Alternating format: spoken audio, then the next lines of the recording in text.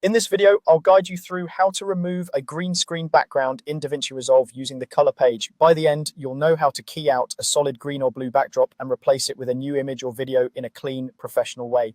First, start by putting your clip on the timeline. Open DaVinci Resolve, go to the edit page and drag your green screen clip down into the timeline so it sits on a video track. This makes sure the clip is ready to be worked on in the next stage.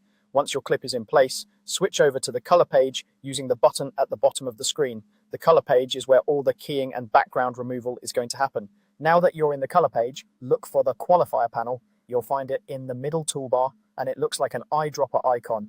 Click that to open the qualifier controls. The qualifier is the tool that tells Resolve which parts of the image to keep and which parts to remove based on their color and brightness. Next, select the eyedropper itself from within the qualifier panel. Move your mouse over to the viewer and click on the green or blue background in your shot.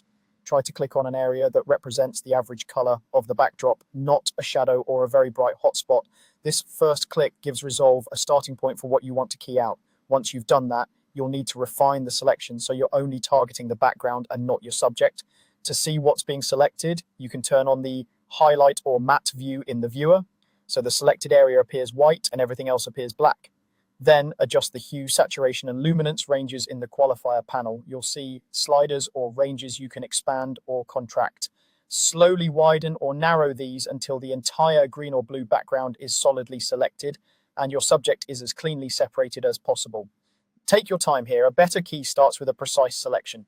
If parts of your subject get included by mistake, gently pull the ranges back until they're excluded, or fine-tune by slightly adjusting one control at a time.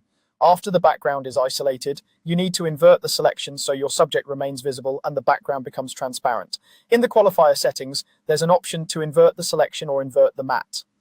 Enable that. Now, instead of selecting the background, you're telling Resolve to keep your subject and remove the keyed color behind them.